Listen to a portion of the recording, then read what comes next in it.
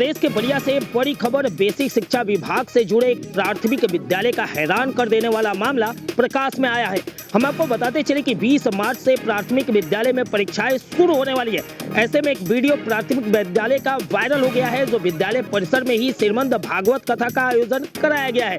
अब सवाल यह उठता है कि किसके परमिशन से प्राथमिक विद्यालय के परिसर में श्रीमद् भागवत कथा का आयोजन किया गया है। हैरान और परेशान करने वाली बात यह है कि इस पूरे मामले को लेकर जिम्मेदार अधिकारी बेखबर है।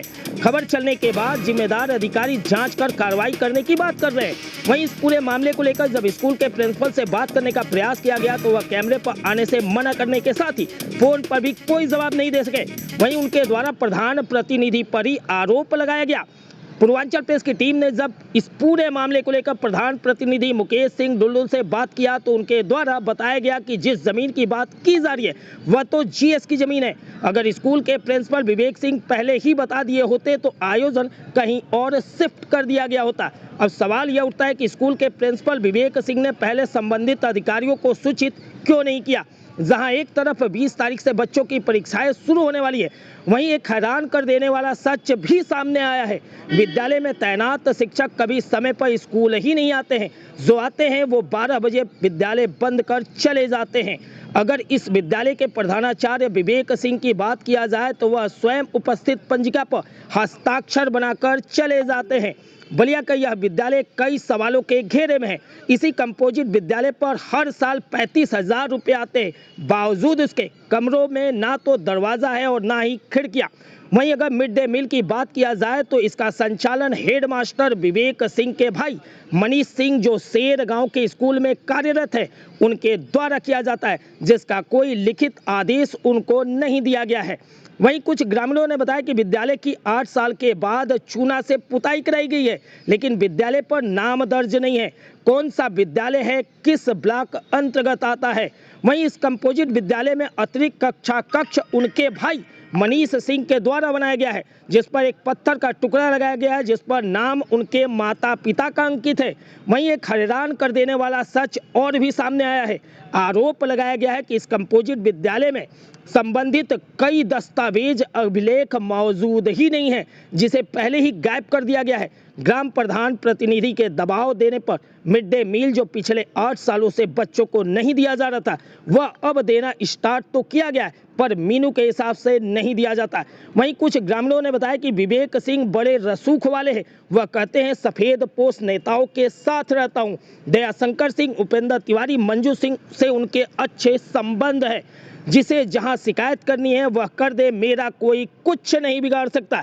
अब सवाल यह उठता है कि बलिया जनपद के इस विद्यालय में जहां एक तरफ 20 तारीख से परीक्षाएं स्टार्ट होने वाली है, वहीं हेडमास्टर विवेक सिंह के द्वारा इस तरीके का व्यवहार कई सवालों को जन्म देने का काम कर रहा है। देखिए हमारी ये खास रिपोर्ट। ऐसी तमाम छोटी और बड़ी खबरों के लिए बने रहना हमारे साथ। आप देख रहे हैं पूर्वांचल प्रेस। मैं हूँ राजेश मिश्रा। धन्यवाद।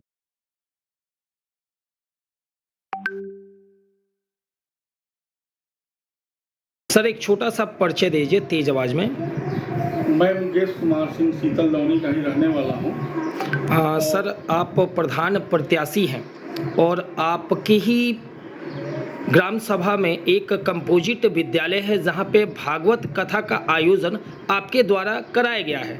कुछ ग्रामीण हैं आप ही के गांव के, जिनका आरोप ये है कि इस वजह से स्कूल की जो व्यवस्थाएं हैं, बच्चों का आने जाने का जो क्रम है वो बाधित हो रहा है। 75 बच्चे हैं इस विद्यालय पे, मात्र 6 बच्चे आ रहे हैं। इस पे आपको क्या कहना है सर?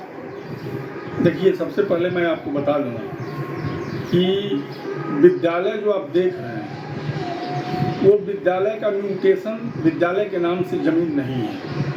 वो ग्राम समाज की ज़मीन है और खतौनी में नवीन प्रति भूमि के नाम से खतौनी में दर्ज है। और इन सब चीज़ों को मैंने पहले ही पता लगवा लिया था। अगर विद्यालय के प्रांगण और विद्यालय के नाम से ज़मीन है, अगर वहाँ भागवत हो रहा है, अगर किसी की आपत्ति होगी तो मैं पहले ही नहीं करता। अगर कर भी दिया होता तो हटवा दिया होता।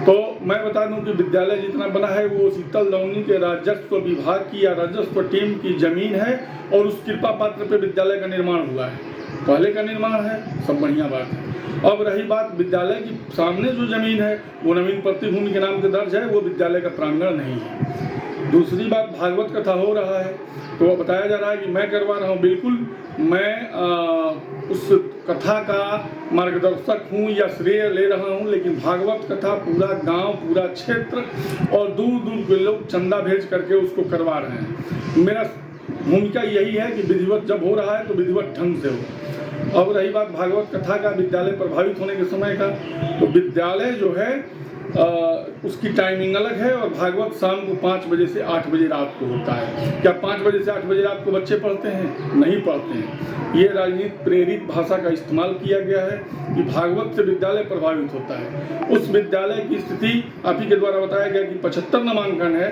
मैं बोल रहा हूँ कि सरकार भी मानती है कि 20% बच्चे विद्यालय नहीं आते हैं, तो 65 हुए, 65 में छोड़िए 10 और घटा दीजिए। अगर 50 भी बच्चे 22 तारीख के बाद आ जाएंगे तो ये मान के चलिए कि जितना दंडित सरकार को या आपको या किसी को भी करना होगा उस बात को स्वीकार करते हैं। विद्यालय की दशा क्या है? अब वो हमारे ही लोग हैं, हमारे घर के लोग हैं। उस कंडीशन में मैं बोलने लगूं तो लोग कहेंगे कि आरोप प्रत्यारोप लगा रहा है। वो लोग विद्यालय कोई समय से नहीं आता है, मैं बता रहा हूँ, कोई भी। वहाँ एक आप लोगों ने बाइट लिया था कल, 1 दिन पहले या 2 दिन पहले, वो भी विद्यालय समय से नहीं आते हैं, 12 बजे निकल जाते हैं। मेरे रहते हुए भी लोग निकल जाते हैं। एक मैडम है, जब उनको पता चलेगा कि जनपद स्तर से कोई आ रहा है तो वो विद्यालय पर रहेंगी नहीं तो वो भी चली जाएंगी। विद्यालय की रंगाई पुताई हुई है, उसके बारे में पता कर लीजिए कितने साल बाद विद्यालय पर रंगाई पुताई हुई है। 8 साल बाद रंगाई पुताई हुई है, मैं बता रहा हूँ आपको। और रंगाई पुताई में विद्यालय का ना नाम है, न वो TLM बना है, ना कोई मीनू लिखा हुआ है दीवार पे। वो कैसी रंगाई पुताई हुई? वही हाल जूनियर का भी है। हम तो मौन है, एलिगेशन हम पे लगाया जा रहा है कि भागवत हो रहा है, इसलिए मैं इन सब बातों को बोल रहा हूँ। सर देखिए, भागवत होना अच्छी बात है, लेकिन क्या आपको संज्ञान में दिया गया था ये पूरे प्रकरण को कि यहाँ पे विद्यालय चल रहा है? क्या विवेक जी के द्वारा आपसे कोई बातचीत हुई थी? देखिए, विवेक जी वो मेरे चचेरे भाई हैं, उनसे मेरा संबंध बातचीत नहीं है और उनसे बातचीत नहीं होती है, लेकिन विद्यालय के अन्य स्टाफ से मेरी बातचीत होती है। वो लोग भी कह सकते थे कि विद्यालय प्रभावित होगा, भागवत मत करवाइए।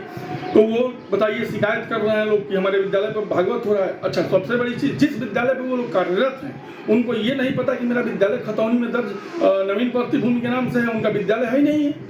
विद्यालय जितना में बना है उनका दायरा वही है। विद्यालय के बाद नवीन प्रतिभूमि में दर्ज है वो जमीन। अब वो लोग बिना मतलब का एलिगेशन हम पे लगा रहे हैं कि हम जबरदस्ती भागवत करवा रहे हैं। तो क्या अगर विवेक सिंह जी के द्वारा अगर आपको सूचना दी गई होती तो जो कार्यक्रम यहाँ हो रहा है वो कार्यक्रम किसी अन्य स्थान पे भी किया जा सकता था? मैं बता रहा हूँ, अगर वो तो अध्यापक हैं और हेडमास्टर हैं, अगर किसी व्यक्ति की आपत्ति होती कि भागवत कथा उस विद्यालय के प्रांगण में हो रहा है, विद्यालय डिस्टर्ब होगा, तो मैं कदापि वहाँ भागवत नहीं करवाता। और अभी भी बोल रहा हूँ कि अगर विद्यालय की जमीन है, खतौनी निकाल करके लोग दिखा दें तो मैं भागवत का जगह चेंज करवा दूंगा 2 मिनट में।